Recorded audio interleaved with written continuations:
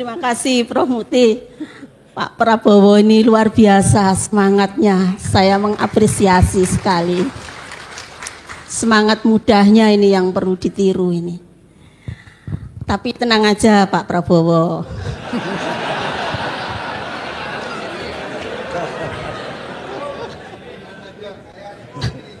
Tenang aja, sudah ada Muhammadiyah. Dan NU. Dan LDII. Dan Persis. Luar biasa ini Pak Prabowo ini. Ya. Pertanyaan saya sederhana saja Pak Prabowo. Jadi merespon 8 program Astagita Bapak. Yang pertama itu Bapak menempatkan memperkokoh demokrasi HAM, kemudian reformasi hukum dan pemberantasan korupsi. Tadi dalam paparan Pak Prabowo menyampaikan bahwa sudah tidak reformasi lagi, transformasi. Baik, jadi saya sekarang fokus pada transformasi hukum karena bidang saya hukum. Ada 2 masalah saja yang saya kemukakan di sini yang terkait dengan transformasi hukum ini Pak Prabowo, yaitu yang pertama, pembentukan hukum dan prosesnya itu selama ini kita menilai kurang partisipatif. Artinya belum diterapkannya meaningful participation, jadi partisipasi yang penuh terhadap proses pembuatan dan pembentukan hukum.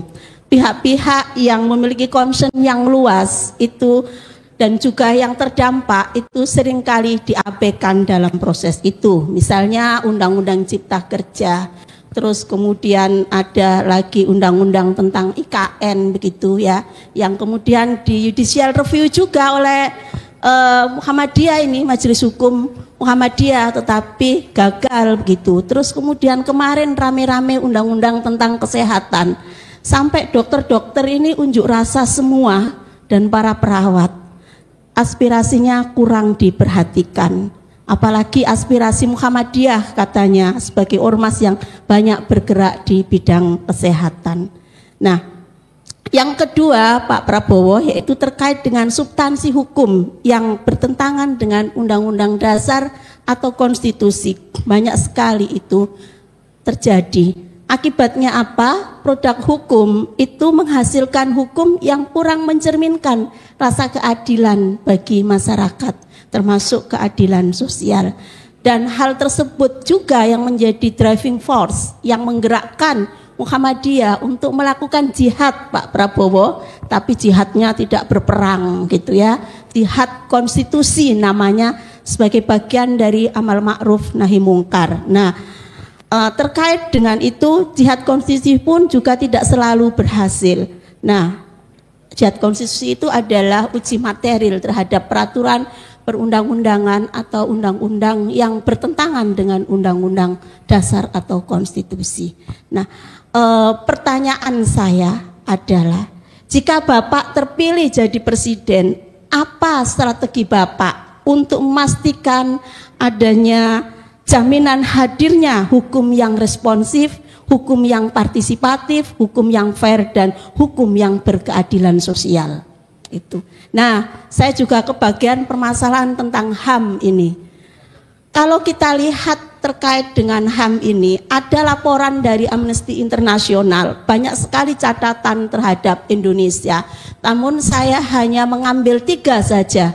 Yang pertama yaitu pendekatan keamanan atas nama pembangunan dan investasi ini masih terjadi.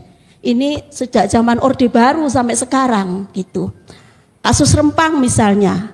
Kemudian penggunaan kekuatan yang tidak perlu itu juga terjadi. Misalnya masa reporter sepak bola dipakai gas air mata gitu kan, itu ya. Sampai yang meninggal korbannya mengalahkan korban teroris ini 135 yang meninggal dunia dan lebih dari sekitar 300-an yang luka-luka. Nah, ini kan menyedihkan sekali. Kemudian yang kedua terkait dengan kebebasan berekspresi. Ini yang merupakan salah satu pilar dari kebebasan sipil ini mengalami penurunan Pak Prabowo. penggunaan undang-undang ITE untuk membungkam atau mungkin menghukum mereka yang kemudian bersikap kritis, ya, itu terjadi gitu ya. Jurnalis yang melaporkan kasus korupsi misalnya bermasalah begitu ya, mengkritik kebijakan pemerintah misalnya dan lain sebagainya. Nah, jika Bapak terpilih gitu ya, kemudian kebijakan dan komitmen apa yang akan Bapak lakukan terhadap perlindungan HAM ini secara konkret? Dan catatan yang terakhir terkait dengan HAM ini adalah masalah Papua, yang kita tahu bersama itu adalah masalah yang sangat besar mestinya, yang harus disikapi dengan sikap dan strategi yang sangat besar dan luar biasa. Dan saya yakin Pak Prabowo sudah tahu jawabannya. Dan kita mohon untuk dibagikan apa strategi Bapak dalam menghadapi kasus Papua, menyelesaikan kasus Papua itu. Pendekatan apa yang Bapak gunakan untuk itu? Baik, terima kasih. Terakhir ini pesan dari Aisyah. Oh ya. Saya tadi dibisiki sama Ketua PP Aisyah, Ibu salurkan aspirasi kami ya gitu. Jadi nggak tega kalau nggak disalurkan, nanti nggak diakui saya gitu. Jadi tapi untuk Aisyah ini gampang kok Pak jawabannya Pak gitu. Jadi ada hak hidup yang selama ini mungkin menjadi permasalahan yang penting yang sering kita abaikan, yaitu hak hidup perempuan yang masih rentan. Dan salah satu agenda utama SDGs, dan ini juga merupakan agenda dari ibu-ibu Aisyah gitu ya, adalah menurunkan angka kematian ibu dan anak. Gitu. Hingga saat ini kalau kita lihat catatan di Kementerian Kesehatan itu angka kematian ibu atau AKI itu masih berkisar 305 per 100 kelahiran hidup, 100.000 kelahiran hidup. Dan ini tentunya jauh dari target 183 per 100.000 kelahiran hidup. Dan ini jauh juga dari Malaysia yang hanya 20 gitu. Di Malaysia itu AKI 20 per 100.000 kelahiran. Nah, standar WHO ini 70 per 100.000. Nah, apa program konkret Bapak untuk kemudian merespon hak hidup ini? Apakah cukup ini dengan makan siang gitu? Baik. Terima kasih Pak Prabowo. Terima kasih Bu Nurul. Jadi Pak Prabowo bisa menjawab dalam waktu yang lebih karena Bu Nurul sudah mengambil waktu 10 menit. Tapi tidak apa-apa karena suara perempuan itu enak didengarkan. Mohon maaf. Ya, jadi kita bicara tentang hukum. Saya itu selalu ingin melihat masalah dari hulu masalah, dari penyebab masalah, dari hulu. Jadi kalau kita bicara tentang hukum, Bu, yang paling menentukan soal kualitas hukum itu siapa? Kan hakim. Hakim. Apakah itu hakim Mahkamah Agung, hakim Mahkamah Konstitusi, hakim pengadilan tinggi, pengadilan negeri, hakim. Nah, kunci masalahnya, Bu, menurut saya adalah bahwa hakim-hakim kita harus kita jamin hidupnya supaya tidak bisa disogok. Saya ini bicara apa adanya, ya kan? Kita ini semua orang Indonesia kok. Saya lebih lama jadi orang Indonesia dari sebagian besar kalian. Iya kan? Bu, kan masalahnya itu. Jadi kuncinya ini kembali yang dicanangkan Pak Jokowi. Kita harus meningkatkan, menerima, mengelola, menjaga kekayaan kita supaya anggaran kita cukup, kita bisa perbaiki semua gaji hakim-hakim kita. Kalau perlu hakim-hakim kita gajinya yang paling tinggi di Republik ini, kalau perlu. Dan ini bukan saya ngarang, saya belajar dari negara lain. Di Inggris, Ketua Mahkamah Agung adalah gajinya lebih besar dari Perdana Menteri.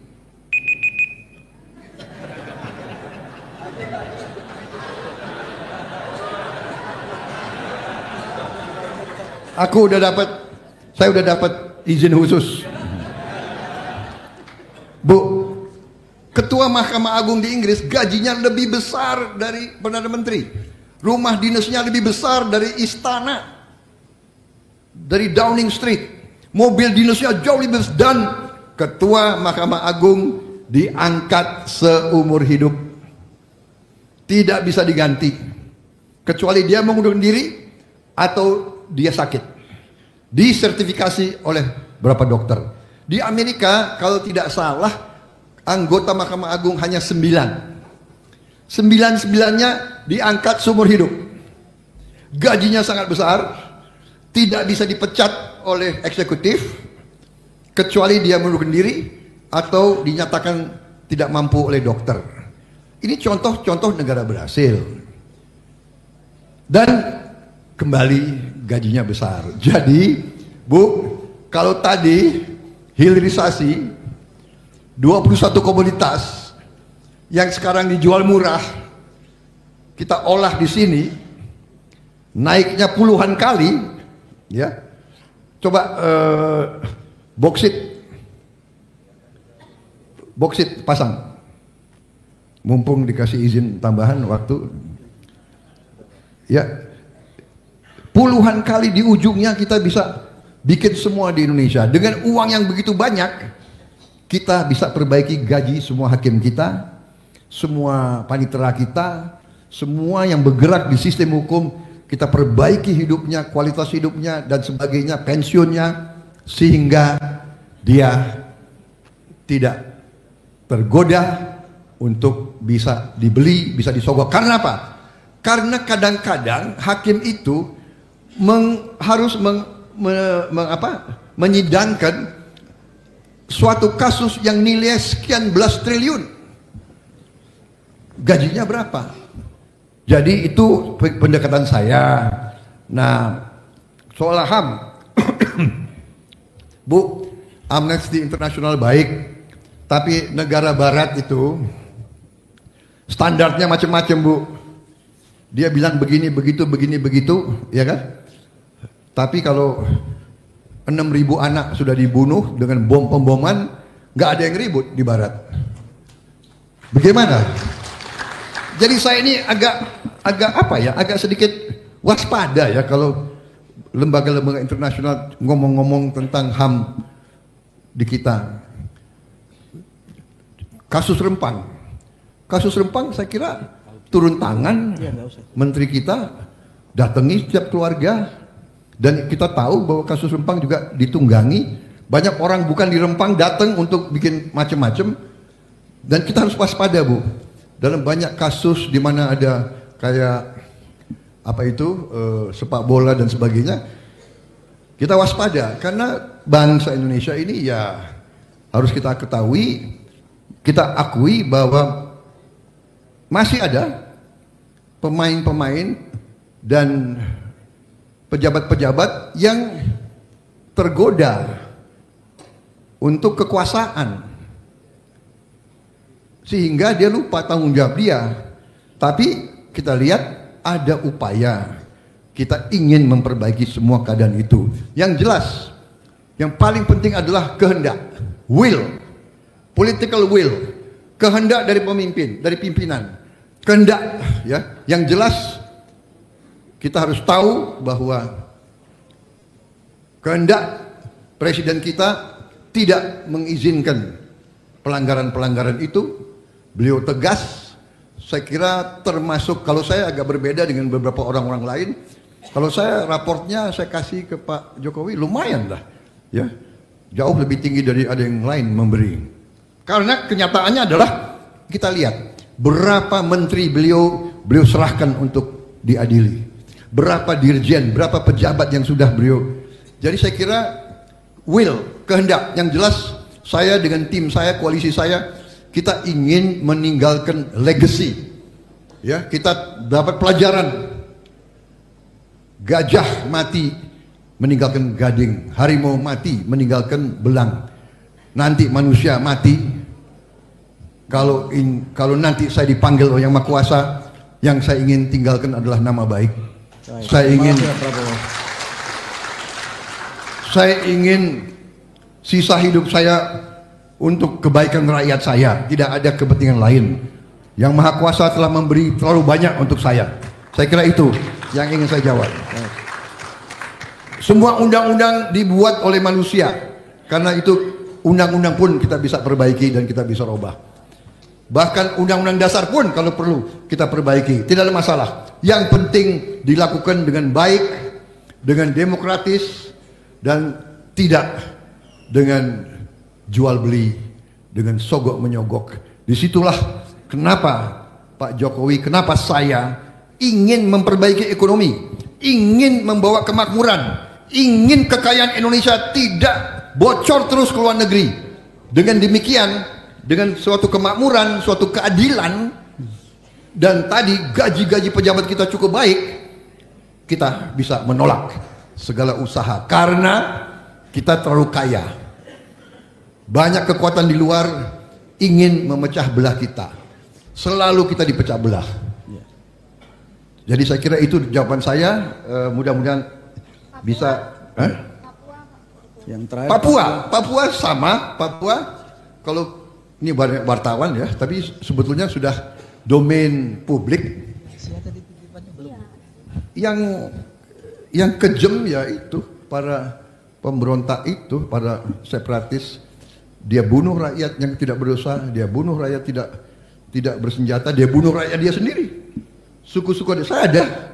Saya ada film-filmnya kalau mau lihat. Jadi aparat kita sudah banyak yang mengalah. Banyak anggota polisi kita mati di sana. Anda tahu, pemimpin-pemimpin polisi suruh menghadapi massa nggak pakai senjata. Ya, banyak aparat kita di sana korban. Jadi pendekatan, saya kira harus pendekatan penegakan hukum. Kita tentunya ingin pendekatan yang soft. Sekarang pendekatan kita ingin pendekatan penyelesaian politik yang damai. Kita usulkan ke mereka, silakan tutup buku, tanggalkan senjatamu, kembali ke masyarakat, amnesti kalau perlu. Ini haknya presiden ya. Saya belum presiden jadi nggak boleh janji amnesti. Insya Allah nanti siapa tahu saya bisa memberi amnesti. Tapi kita sudah buktikan di Aceh, kita perang sekian puluh tahun, sekarang kita damai. Banyak saya yakin